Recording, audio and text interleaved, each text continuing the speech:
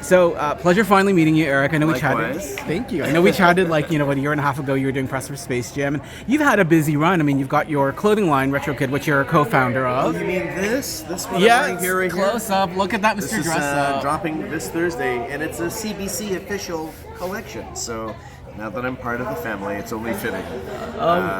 Exactly. Yeah. Oh my gosh. And I saw that. Yeah. There were just Mr. Dress Up, and there was also the polka dot door. I think that was part of the collection. We did Mr. Dress Up. We're doing raccoons.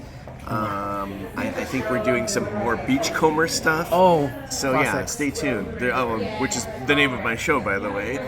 But I know. stay tuned to Retro Kid Pardon as well. the pun or not. Yeah. So, amazing. So maybe tell us a bit about the development of the show, how you came up with the idea, and just pitching it to CBC. Maybe the whole process of getting it to where it is today.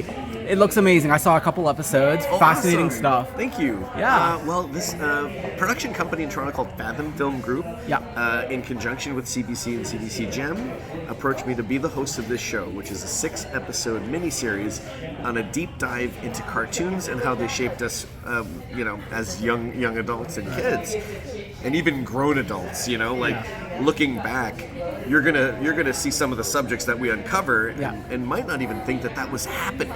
Yeah. When you're sitting there Saturday mornings, just trying to be entertained. It's great because it's a light show. Right. Dealing with heavy subjects. Yes. And we want to educate the audience, and we want to hope to inspire the audience and future generations to come as to how we can improve, how we can always get better, right? Of course. Even with cartoons, even with like slapstick and talking animals. There's always room for improvement. Of course. I was able to preview the episode where you talk about LGBTQ plus representation in cartoons, animated features, and I found that's just no one else is talking about that. Right, like the original She-Ra. Yeah. Was created by the daughter of the owner of Filmation, right? Who was openly gay, right? And I feel like that was like the first step forward, and then that show just got kind of cut short, right? Yeah. And after She-Ra, there really hasn't been much. Fast forward to in the last 4 or 5 years, the reboot of She-Ra. Yes. And Dee Stevenson, they've released it. It dealt with real relationships, real people. 80s cartoons, if you watch them back, right, almost every guy had the same body shape. Yes. Every woman had the same body shape. So true. Watch this version of She-Ra. Yeah. And there are realistic body types. Yes. Variety. They used to do the same body shapes to save money. Right. Because you would only have to, trace the same thing. And fill it in, yeah. But nowadays, pushing the medium forward and storytelling forward and characters forward, right, they are being more realistic and more truthful because guess what? We're not all the same shape. Right. We don't all look the same. That's right. And we don't want to force kids to think to be normal, I have to have abs on my back and my front. You know what I mean? Exactly. Let's be realistic here. Yeah. So I feel like it's great that we are moving forward, and I just want to remind people with the show. Stay tuned. Amazing. That episode, I remember, touches upon an important topic because, it's wonderful we were all entertained, and these are all a deep part of our past and our history growing up. But also, in ways also there's damaging effects, like you touched upon earlier, of these things these messages that were sent out. So, for example, gay people are often or LGBT people are often vilified as in their characters, and put into minority groups, right, and just kind of like. They're the ones that don't have the significant other. They're the ones that don't have the offspring or the kid. We talk about Scar. Yeah.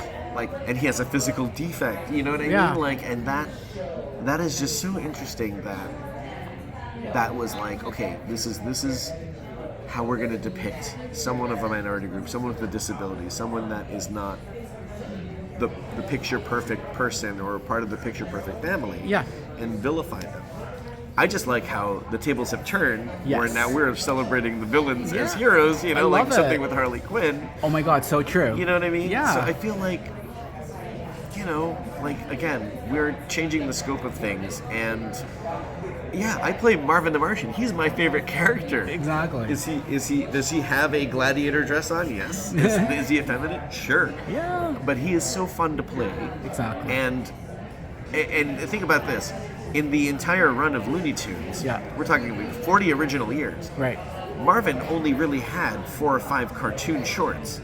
In the entire 40 years, only about 4 shorts, and he's still the most memorable character. Exactly. So what does that mean? You know what I mean? Like, you gotta look at the silver linings and the value of what they're trying to tell you is wrong, and really just own it and take it back. Because Marvin's very peachy. Isn't that lovely, Earth creature? That's amazing. Yeah. Let's talk about some of the fascinating subjects you have on the show. I mean, Ken Jeong, you got Ben Schwartz. What was the process like getting these names to be a part of this? Well, what's crazy is that I grew up watching pretty much all of the people that I work with. Tara Strong, Cree Summer, Wix LaMarche, Rob Paulson, Billy West. I learned how to voice act through watching, Warner Brothers cartoons like Animaniacs, Freakazoid, Tiny Toons, and I go to work and there they are. These are the same people 30 years ago. Sorry to date you guys, get the gray hair and make you old, but I learned from them. Yeah. And it's an honor for me to work with them, but an honor for me to call them friends. And then to be like, hey, would you like to be on my CBC show? It's incredible. They're all like, yeah, sure. And I don't know. I think sitting here with you is a great example of like, in Toronto in general, people that I've only met on Instagram or Zoom during the pandemic that have just given me their undivided support and generosity. I'm gonna cry, but honestly, it's like I would be nowhere without people like you. People like Tara, people like, just the Jorge Gutierrez. These are creators that I've met that saw something in me and they gave me a shot. And I'm back here. I'm back home. I'm at CBC. And I love that you always bring it back home. Even your clothing line, everything ties back to that Canadian identity. And check out the Raptors hat. Exactly. Signed by the Raptor. Yeah, you were at the game last night. I saw. What was that like? That was incredible. I swear to God, it was a dream. It was like a dream. I woke up in a dumpster the next day, and I was like, lettuce sticking out of my. You put yourself back together really quick and well. If that did happen, that's so funny. Okay, tell us maybe what you hope the viewers will take away from the series, and hopefully we'll see a follow up. You said it's a limited series, but hopefully we'll see more episodes. But I really do hope so because I feel like 6 episodes, we definitely had an entire list, like a big list of things that we could have talked about. Yeah. But it seemed like the 6 episodes that we have were definitely the ones that were like, okay, we got it. These are the hot ones. Let's get them out.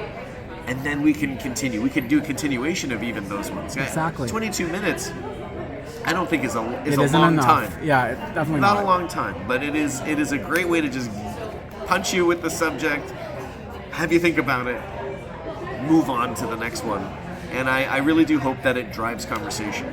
I hope that it gives people hope when they thought maybe there is none. And I hope that, I hope CBC will have me back. Please. They got good snacks today. I know. Did you see that? Cookies? I was in a rush to get here, but I am going to that treat table right after this. So thank you for the chat, Eric. It was amazing. I love finally meeting you and chatting with you. What a wonderful chat. Thank you. Take care, guys.